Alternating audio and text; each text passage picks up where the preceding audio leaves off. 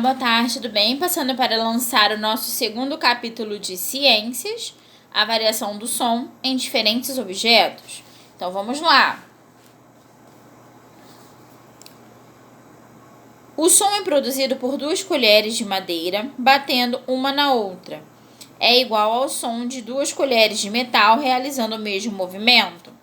Gabriel, nesta aula, iremos responder a sua pergunta e identificar como os objetos produzem sons diferentes, a partir de suas vibrações, estudaremos também variações do som, com a intensidade, se o som produzido será forte ou fraco, e a frequência dos sons, ou seja, saber se o som será grave ou agudo. Por fim, conheceremos quais as interferências mais comuns que podem ocorrer durante a propagação do som. Propagar, espalhar, propagação do som seria como se ele se espalha depois de ser produzido. O som. Vamos falar um pouquinho sobre o som e seu significado. Você já jogou um objeto em um lago? Uma pedra, por exemplo?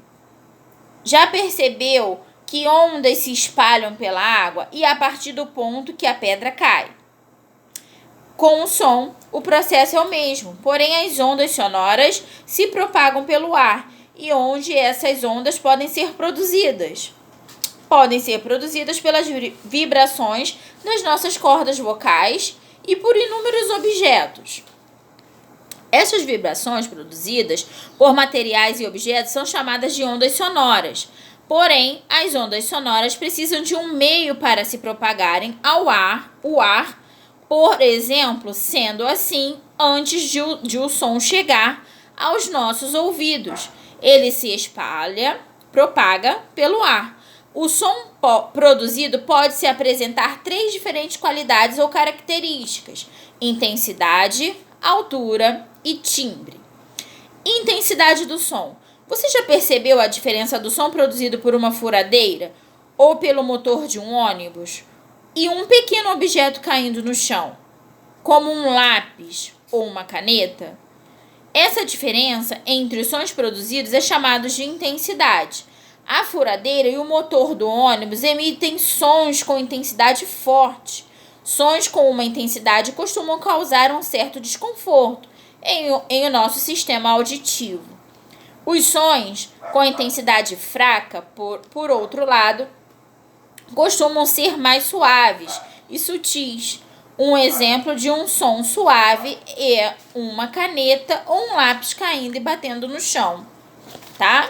Aí temos aqui uma furadeira e um vaso virando. A altura do som.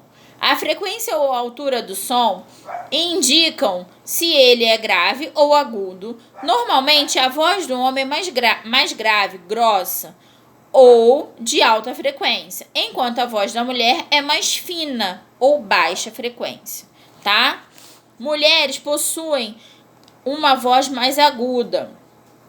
As mulheres possuem a voz mais aguda, por isso na música são classificadas como meio soprano e soprano, enquanto homens possuem a voz mais grave, são chamados como barítonos. Os homens que apresentam a voz mais aguda são denominados como tenores. Timbre do som. O timbre é a qualidade do som que permite aos ouvidos humanos diferenciar 2 sons que apresentam a mesma intensidade e altura, mas são produzidos por instrumentos diferentes.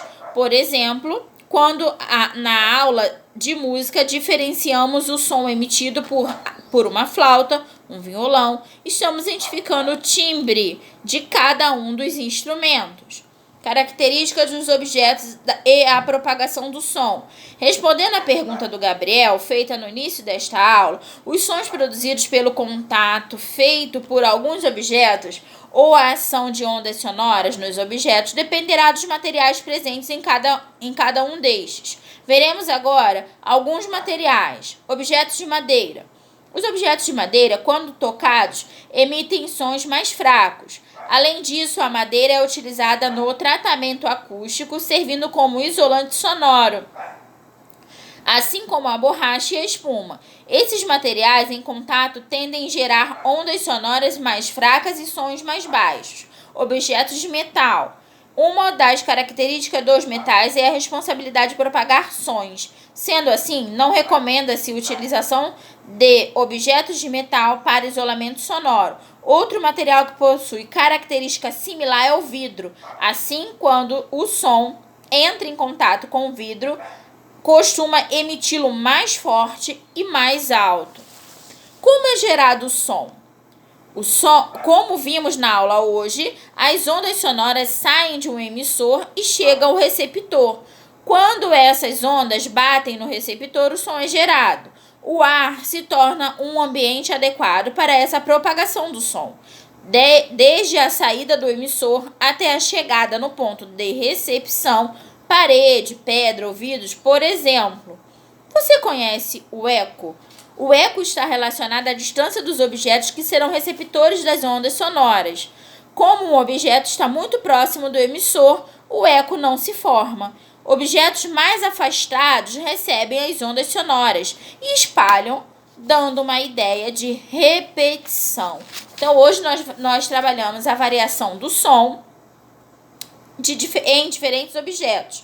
Falamos sobre o som, sobre a intensidade do som, sobre a altura do som, sobre o timbre, sobre as características e objetos e a propagação do som, né? Falamos em alguns objetos específicos, como objetos de madeira, de metal, de vidro, ok? E agora vocês vão fazer as atividades da página 141, 142 e 143. E a tia volta para fazer essa correção com vocês. Combinado? Beijoca. Ótima semana!